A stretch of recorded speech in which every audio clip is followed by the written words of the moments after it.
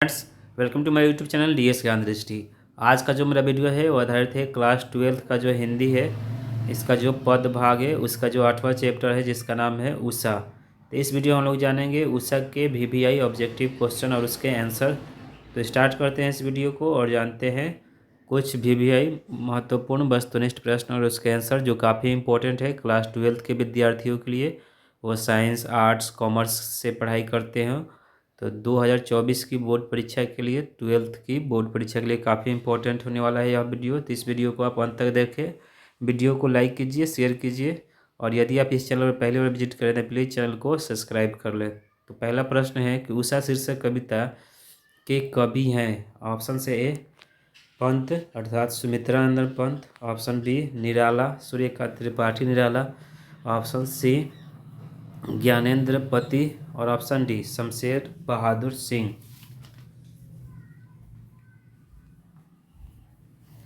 तो प्रश्न संख्या 1 का जो सही जवाब हो जाएगा ऑप्शन डी हो जाएगा, शमशेर बहादुर सिंह उषा शीर्षक कविता के कवि हैं। प्रश्न संख्या 2 है, शमशेर बहादुर का जन्म कहाँ हुआ था। ऑप्शन से ए इलाहाबाद में, ऑप्शन बी पटना में, ऑप्शन सी देहरादून में और ऑप्शन डी लखनऊ में।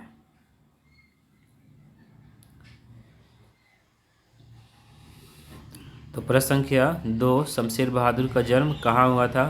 तो इसका जो सही जवाब हो जाएगा ऑप्शन सी हो जाएगा, उत्तराखंड की राजधानी देहरादून में शमशेर बहादुर का जन्म हुआ था।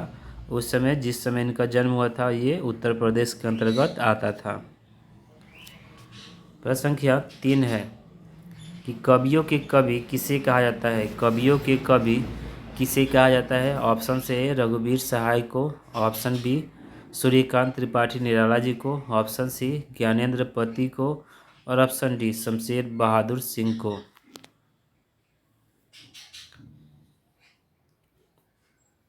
तो प्रश्न संख्या 3 का जो सही जवाब हो जाएगा ऑप्शन डी हो जाएगा, शमशेर बहादुर सिंह को कवियों का कवि कहते हैं। प्रश्न संख्या 4 है कि प्रकृति वर्णन से संबंधित कविता है। ऑप्शन से एक आँव का घर, option B Usha, option C Saket और ऑप्शन डी हार जीत।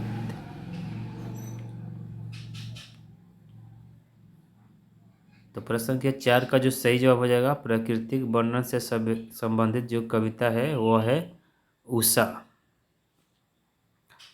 प्रश्न संख्या 5 है, शमशेर बहादुर सिंह ने सोवियत संघ रूस की यात्रा कब की थी। ऑप्शन से 1970 में, ऑप्शन बी 1976 में, ऑप्शन सी 1978 में और ऑप्शन डी 1980 में।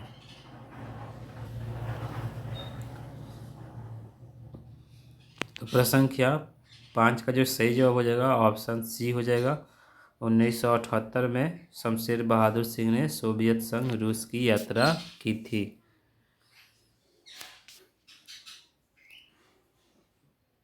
प्रश्न संख्या 6 है, उषा का जादू कब टूट जाता है। उषा का जादू कब टूट जाता है। ऑप्शन से ए अंधेरा होने पर, ऑप्शन बी सूर्योदय होने पर, ऑप्शन सी दोपहर में और ऑप्शन डी इनमें से कोई नहीं।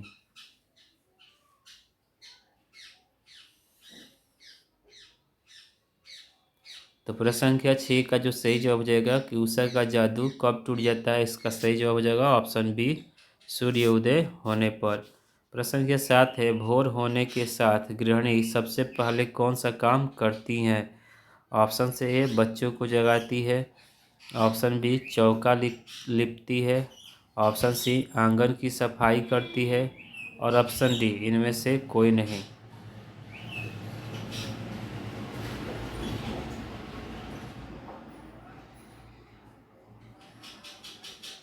तो प्रश्न संख्या 7 का जो सही जवाब होगा कि भोर होने के साथ गृहिणी सबसे पहले कौन सा काम करती है। तो इसका सही जवाब ऑप्शन बी हो जाएगा, चौका लिपती है। प्रश्न संख्या 8 है, आकाश नीले राख सा कब लगता है।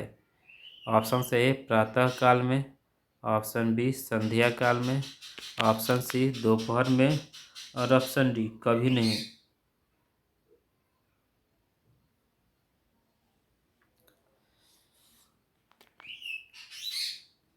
तो प्रश्न संख्या 8, आकाश नीले राख सा कब लगता है। तो इसका सही जवाब हो जाएगा ऑप्शन ए प्रातः काल में।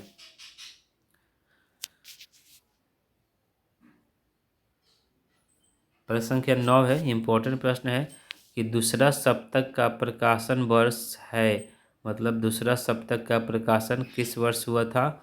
ऑप्शन से 1950 में, ऑप्शन बी 1951 में, ऑप्शन सी 1952 में और ऑप्शन डी 1954 में।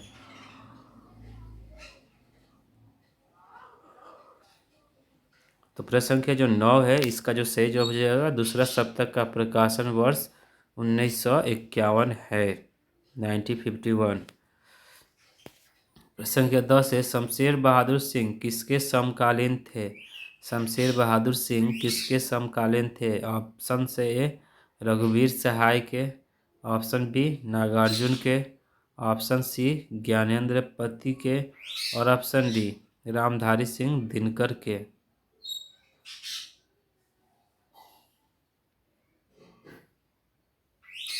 तो प्रश्न संख्या 10 का जो सही जवाब होगा वो ऑप्शन बी हो जाएगा, शमशेर बहादुर सिंह नागार्जुन के समकालीन थे। प्रश्न संख्या 11 है कि शमशेर बहादुर सिंह का जन्म कब हुआ था। शमशेर बहादुर सिंह का जन्म कब हुआ था। ऑप्शन से ए 13 जनवरी 1911 को, ऑप्शन बी 23 फरवरी 1911 को, ऑप्शन सी 13 मार्च 1911 को और ऑप्शन डी 22 अप्रैल 1911 को।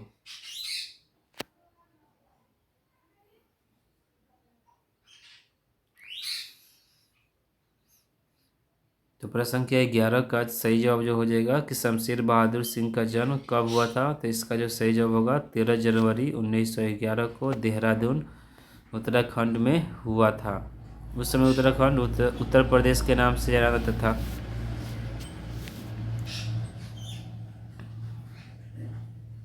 प्रश्न संख्या 12 है कि शमशेर बहादुर सिंह की पत्नी का नाम क्या है। शमशेर बहादुर सिंह की पत्नी का नाम क्या है। ऑप्शन से ए कर्म देवी, ऑप्शन बी धर्म देवी, ऑप्शन सी रीता देवी और ऑप्शन डी इनमें से कोई नहीं।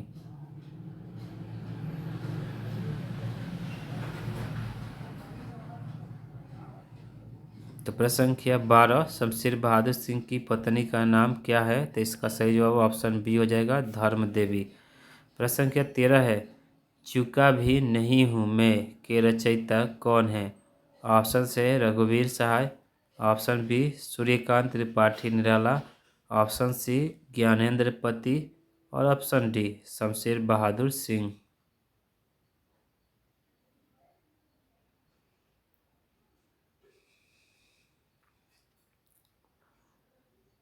तो प्रश्न संख्या 13 का चूका भी नहीं हूँ के रचयिता जो है वो है शमशेर बहादुर सिंह। प्रश्न संख्या 14 है कि नील जल में या किसी की गौर्य झिलमिल देह जैसी हिल रही हो, यह पंक्ति किस कविता का शीर्षक है। ऑप्शन से गांव का घर, option B Usha, option C Saket और ऑप्शन डी हार जीत।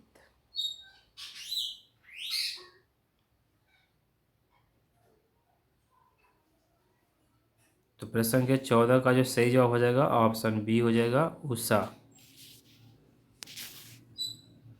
प्रश्न संख्या 15 है, प्रश्न है कि उषा कविता में प्रातः काल को कबीलों के समान बताया गया है। ऑप्शन से ए लाल कमल के समान, ऑप्शन बी नीले शंख के समान, ऑप्शन सी नीले सागर के समान और ऑप्शन डी नीले सागर के समान।